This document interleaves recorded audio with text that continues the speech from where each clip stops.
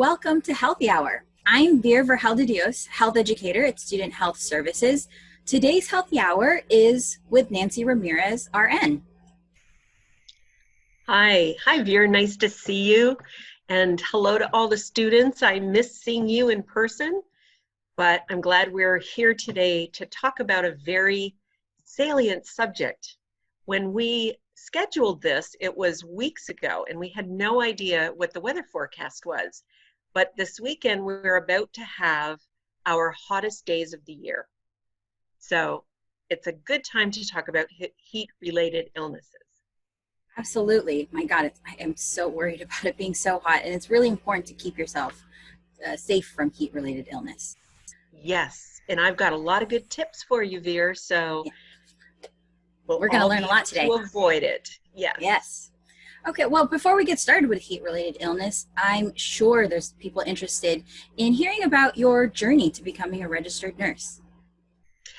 Well, I started nursing school 48 years ago this month, and it was at a community college directly out of high school.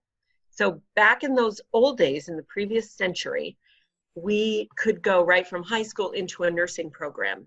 And that was one of the best decisions I ever made, because I was able to quickly go into the workforce and be in a profession that is so rewarding. I have gone on and done a lot of education in nursing, and I worked in hospitals for 38 years, doing everything from critical care nursing to palliative care nursing, management, etc. My passion before coming to PCC was end-of-life care, which was when you're in critical care or you're in cardiac care. I was an oncology nurse. There's a lot of end-of-life in those areas. So that was my passion. But while I was working in hospitals, I became the volunteer band nurse at Pasadena City College. And I was able to be with the Tournament of Roses Honor Band every year. And I learned to love student health. And working with young people is a way to stay young. And I really love, this generation that we're working with. They're very intelligent and hardworking. They have so many attributes that are going to help us hopefully save the world. So too. So that is my introduction to student health. And then I came to PCC 5 years ago in this full-time position, and I just love it. My favorite thing is working with the students. That's so nice. You mentioned working with band, and I think that you are the perfect person to talk about heat-related illness, because I'm sure band members with their costumes and all the things they have to carry, I bet they had to deal with heat issues a lot. So there's two marching bands here at PCC. One is the Lancer Marching Band, which is made up entirely of college students. And they have band camp the week before fall semester starts. And you know that every year that band camp is the hottest week of the year. Yeah. And even though I wouldn't be at band camp, I would get phone calls.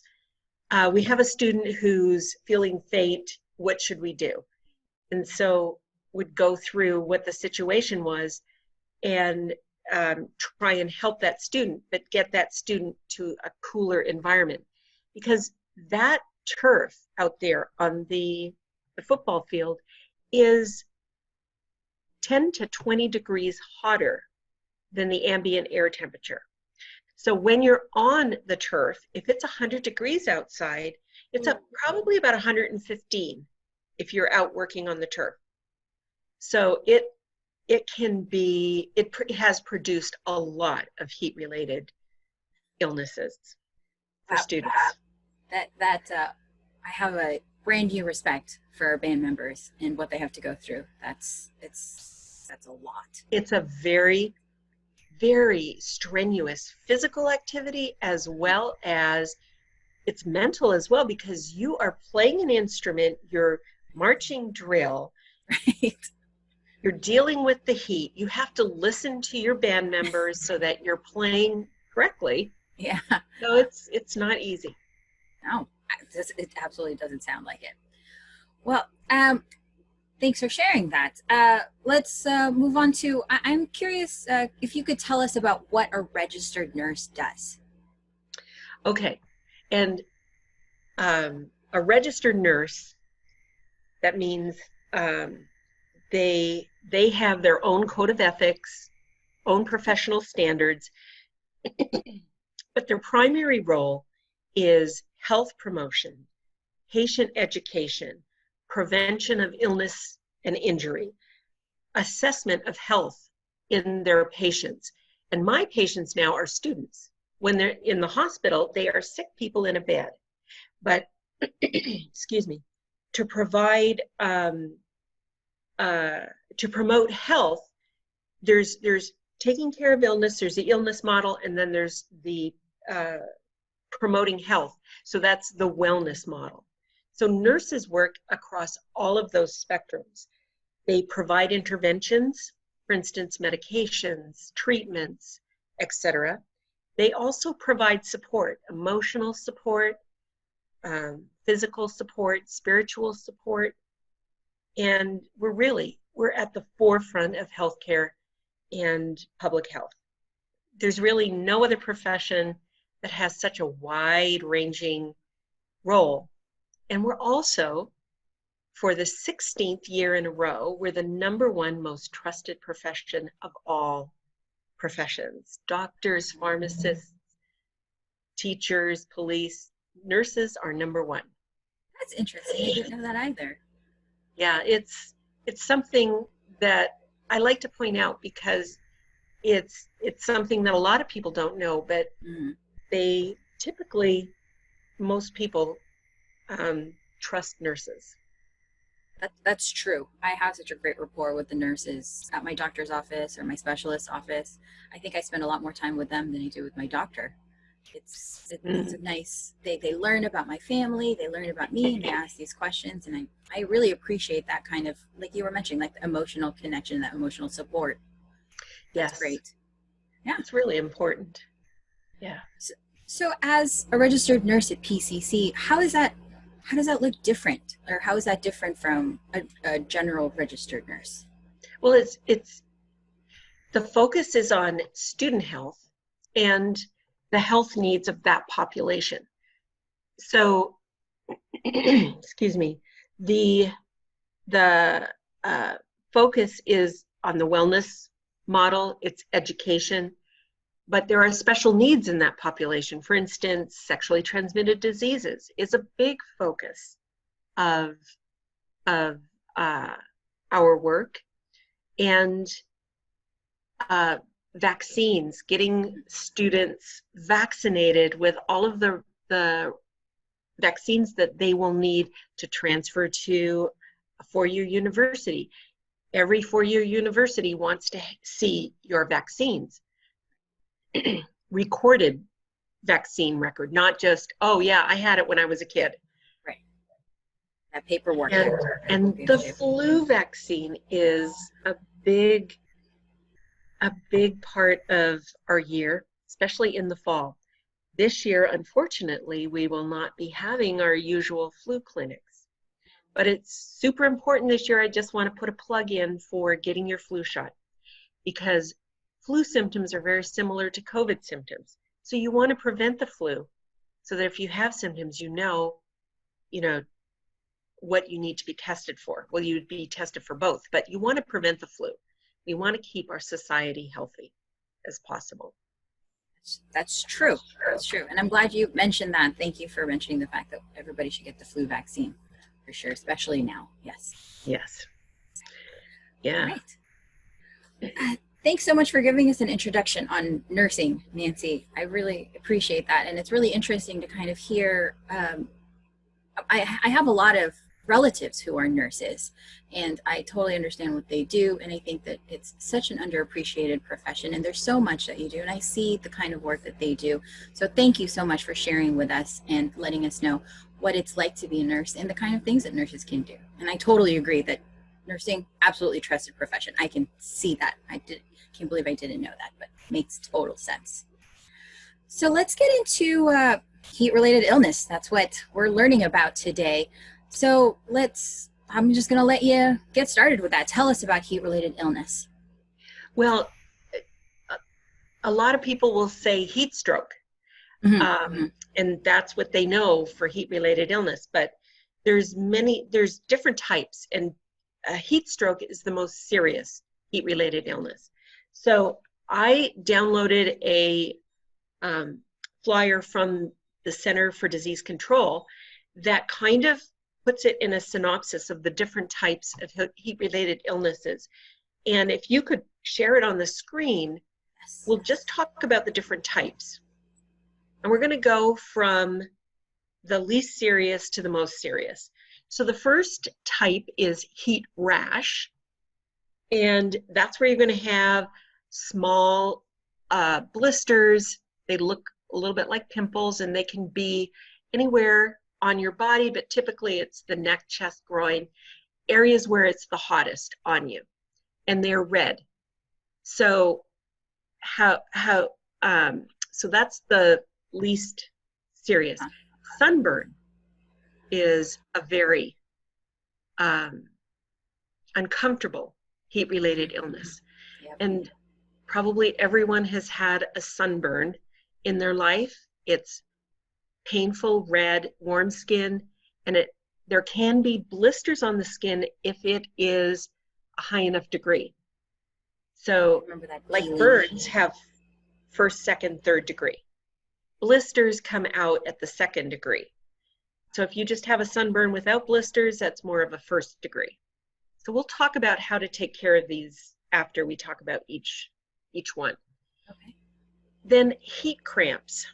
So heat cramps, often they come when you're exercising. And we're going to talk about exercise and heat-related illness as well. So you get a lot of heavy sweating. So your body is dehydrating. The water is going out of your body, and your electrolyte water system is out of balance. And that's when you get cramps. It can be muscle pains in your legs. It can even be stomach cramps that you have. So then the next type is heat exhaustion. And this is heavy sweating, cold, pale, and clammy skin. Now, in heat exhaustion, the skin is usually cold. You have a fast, weak pulse. You can have nausea or vomiting, muscle cramps, tiredness, weakness, dizziness, headache, fainting. You can pass out with this. And then the most serious is heat stroke. So that is where you're going to have hot, dry skin, typically, and a high body temperature, 103 or higher, a fast, strong pulse, because your cardiac system is really trying to compensate for the heat stroke. So the pulse will be stronger. Headache, dizziness, nausea, confusion, and losing consciousness, passing out. So this is a medical emergency when someone has heat stroke. So what do you do? So I'm going to talk now about what do you do for each one of these, and we'll go down the list. So we'll start at the most serious. Nancy, Yes. I have a question. Are you expecting to have all of these symptoms to identify that this is the heat-related illness that you have, or can it be just a few symptoms, or what would be the most like jarring symptom to know that you have this level? Okay, excellent question. You don't have to have every single symptom, but the most The most common symptom is going to be that high body temperature with you're not sweating, it's the hot, dry skin, and you're going to have some type of dizziness, confusion. You may not pass out, but you could be close to passing out. Almost everyone will have a headache and feel dizzy. So basically, at that point, like, because there's some common symptoms of heat stroke and heat exhaustion, at that point, you should really get medical help. Yes. Okay. So to call 911, the temperature. Oh, if the person's temperature is that high, mm-hmm. and they have all of these symptoms together, you call 911. Okay. Because it's going to take more intervention than what can happen at the scene. Mm-hmm. They're going to need to have intravenous fluids, cooling measures, perhaps medication to prevent organ damage. Because with heat stroke, you can have organ damage, kidney damage, brain damage. It can affect your internal organs in a bad way. Okay. So you would, so with that one, you would call 911, and if we could go back up to heat stroke. Sure. You're going to move the person to a cooler place. You're going to put on cool cloths and cool bath, or put them in a cool bath if that's possible. But don't give them anything to drink, because they're in the condition where they could easily vomit and then aspirate into their lungs, causing another big problem. Oh, okay.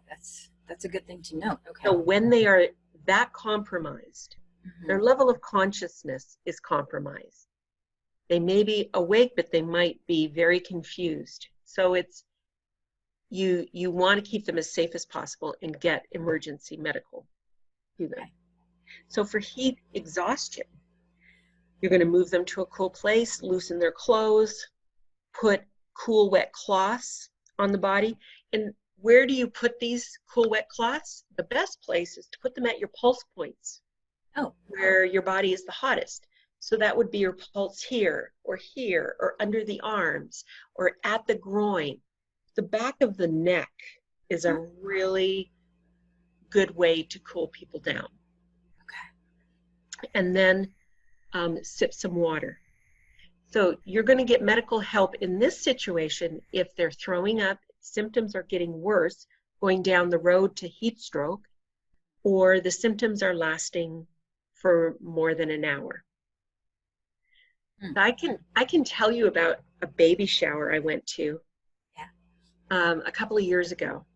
Actually, I think it's 5 years ago now, because the little girl is 5. And it was in the summer in Northridge. And it was 107 degrees out. And it was in the backyard. So they had tables with umbrellas, but there really wasn't that much shade. And the shower was lasting about 3 hours. At about the second hour, and there were children there and people your age, Veer. Okay.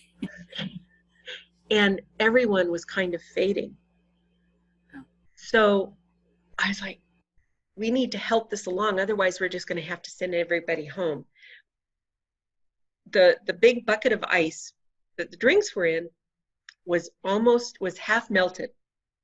So I took a roll of paper towels and I made neck wraps by putting ice, making them wet, and putting ice in them and rolling them up.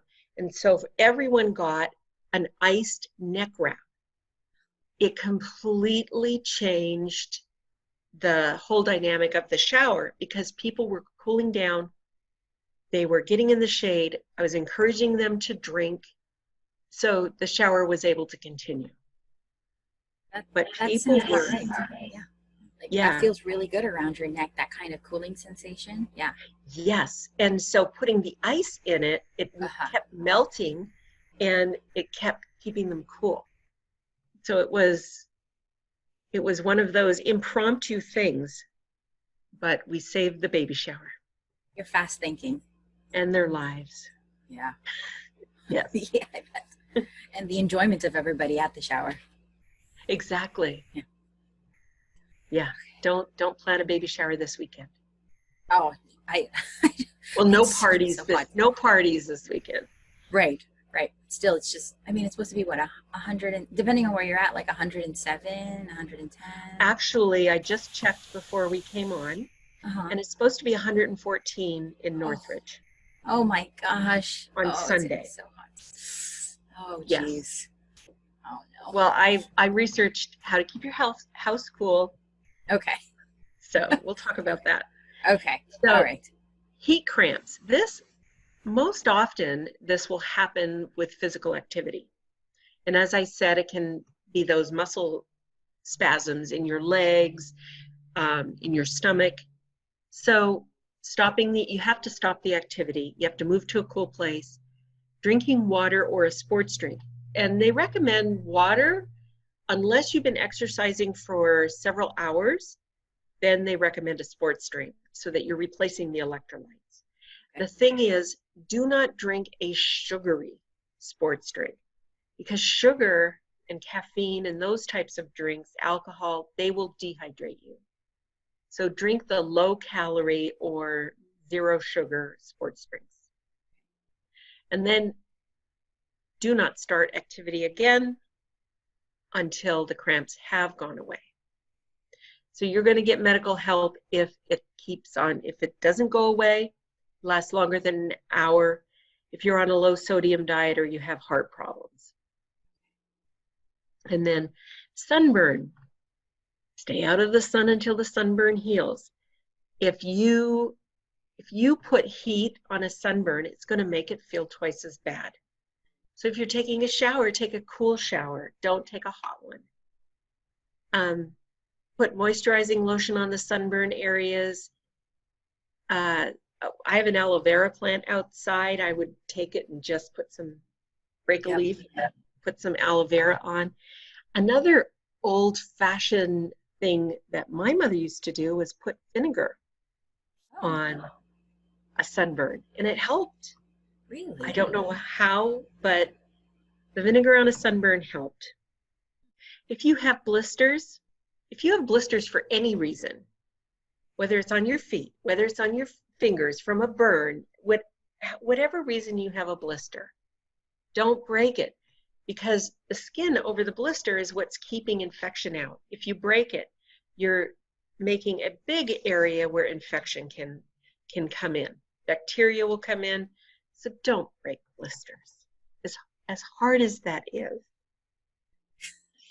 Yeah, And then, it is. You look at it, you want to pick at it.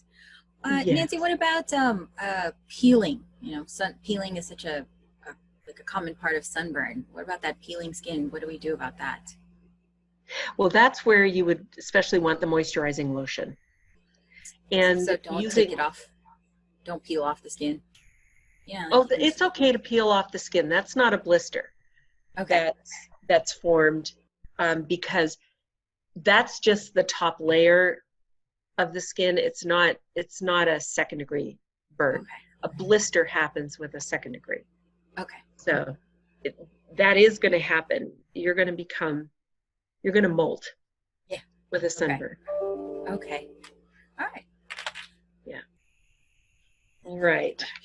And then the heat rash, stay in a cool place, keep the rash dry, and the powders can help soothe it. It says powders like baby powder, but there's Gold Bond powder. There's other medicated powders out there that can make it feel better. But the thing is, you want to be cool, and that way it'll disappear on its own. Okay. Wow, that's a lot of information. It is a lot of information, and maybe we can post this when I'm going to send you some information, written information that we can post on our website, on our blog Yes. area with this information, and we'll have this chart. Yeah, absolutely. That thank you for bringing that up, Nancy. We will definitely put this as a blog post on the Student Health Services website so people can read it, get more information. And I think I already did one on heat stroke, but there's going to be more information I want to talk about. okay. So Yeah. I'll stop sharing right now. All right. Okay. So do you have any other topics that you'd like to bring up right now, Well, Nancy? there's a couple of other topics, but one is I want to talk a little bit about how our bodies work, that they can become overheated so easily, especially in the heat. So we have a natural cooling system in our body, and it's called sweating. And it helps our body cool down. So the body will send blood in heat, and when you exercise, the body's going to send the blood to the skin, and it's away from the muscles. It's going to increase your heart rate and increase your sweating, and you're going to lose fluids. So when you're sweating and it's dry outside and heat, the sweat evaporating from your skin is what is cooling you down. When it's humid outside, the fluid doesn't evaporate, and therefore you're going to stay hot. So it's even worse to exercise in hot, humid weather. Oh, interesting. Yeah. So, so the first sign of overheating is going to be if you're exercising, heat cramps, and you're having a loss of salt in your body as well. Then comes heat exhaustion, which we've talked about. You're going to have heavy sweating, cold, clammy skin, nausea, vomiting. And then if it keeps progressing, it'll become heat stroke, and that's life-threatening. So water makes up 60% of our body. And I wanted to find out, how much water should we drink on a normal day? How much fluid do we need to ingest? So and I found this Mayo Clinic article that says we need fluid per day. Men need 15.5 cups of fluid. That's 3.7 liters, almost a gallon. Women need 11.5 cups of fluid. That's 2.7 liters. So if it's a hot day and we're sweating more, we're going to need more on top of that. Right. Most common reason we overheat is because we're dehydrated. So if you are going to exercise on any day, but especially on a hot day, you need to be well hydrated before you start exercising. If you are thirsty, that means you're dehydrated. So you start exercising and you're thirsty in a few minutes, you are at a dehydrated point, and you will have heat exhaustion or heat stroke much sooner than someone who's well hydrated. Wow. What do you say to those people that don't like water? I know I have some people that they just don't like the taste of water. They'd rather drink anything but water. What do you say to that? I was one of those people. I'm going to drink some water. Yeah, I have mine too. This is 1.5 cups. And mine's as big as my face. I say the more you drink it, the better it tastes. I like my water cold, but drinking cold water is not good. You should be drinking more room temperature, tepid water when you're going to exercise, because I read it and I wrote it down, and now I've forgotten why. I'll find it when we're talking. Okay. I mean, we can always put it up on the blog too. Yes. Okay. But I like to, in the morning, I like to start my day with some lemon in my water. Oh, okay. And that makes it taste better. And it also helps with digestion and all kinds of things. So I drink some lemon water in the morning, no sugar, just lemon. And sometimes putting fruit in your water will give you that fruit taste. So fluid is fluid, but there are fluids that will dehydrate your body. Caffeine fluids, alcohol, sugary fluids, sodas with sugar in them, not good. Sports drinks with sugar in them, they will lead to dehydration faster. So there's one of my life philosophies is there's a solution to every problem. You don't like water, you can figure out a way to make it taste good to you. And also, the more I drink water, the more I crave water, the more I like water. Yeah, So get used to it. just start. It's a cup, but it's water. There's no caffeine in it, but yeah, Yeah. drinking water is super important. Absolutely. Well, Nancy, thank you so much for giving us all this information. And I'm sure is there's more. I do just want to address Yeah. the heat-related deaths in cars Oh, okay. Okay. for children and animals especially. That we need to pay attention to those things. If you have an animal, you have to pay attention that they are not getting dehydrated, that they're not getting overheated. And hundreds of animals die every year being left in a car that it's too hot. You can have 60-degree weather and the temperature in the car with all of the windows and doors closed will rise to 110 degrees within an hour. Gosh. And 60-degree weather, that is what can nice, happen. cool weather. In 95-degree weather, it will rise to 145 degrees. My jeez. And that is not compatible with life. So children left in cars, in 2018, 53 children lost their life. In 2019, 52. So far this year, 21 children. And since they started keeping records in 1998, 870 children have lost their lives being left in a hot car. So hot cars are not good.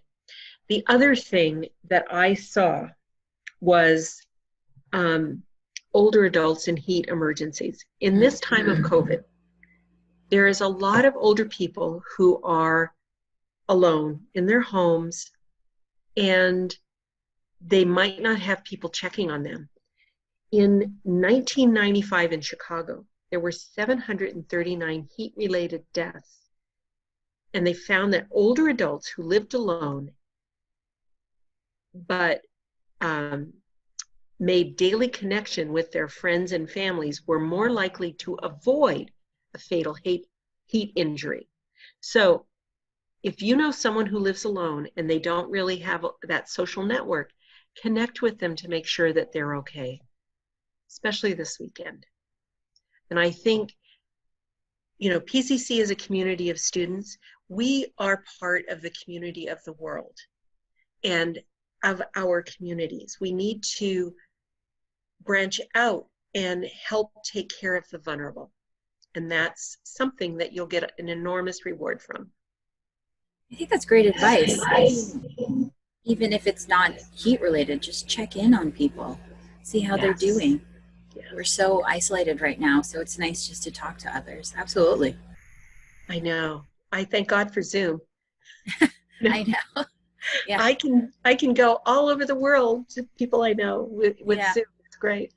Video chatting has really changed the way we'll be able to interact with people, and it's really helpful. Yes. Again, Nancy, thank you so much. Keeping your house cool. Oh, this is okay. So only open the windows at night. In the morning is when you want to cool down your house. If you have air conditioning, close all your windows and drapes. Make your house dark. Close the doors of all the rooms. Turn on your air and get your house cool, because it takes less energy later in the day when the house is heated up a bit to cool it down. So what if you don't have an air conditioner? Keep the doors closed, keep the drapes closed, the windows closed, use fans.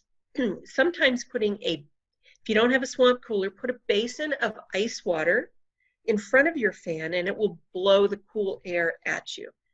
Wear the ice neck wrap. Yeah.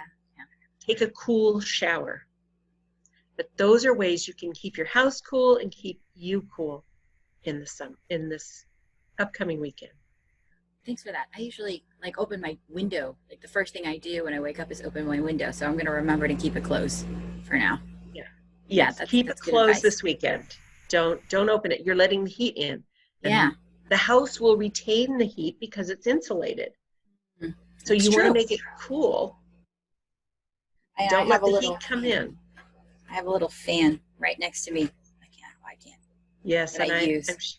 you're a fan of your fan, I'm sure. I am, and as you can see, I have an air conditioner that's actually on right now because Oh, it's good, pretty hot, good. and my blinds are closed. Yeah, I'm taking your advice. I didn't even realize it, but I am taking your advice already. Oh, good. All right. Well, this was fun, Veer.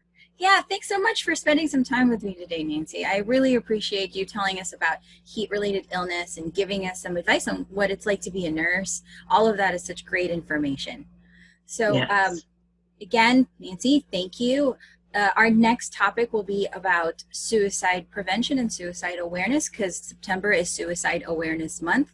But Nancy, thank you for joining us today. And everybody, I'll see you next time. Have a good day.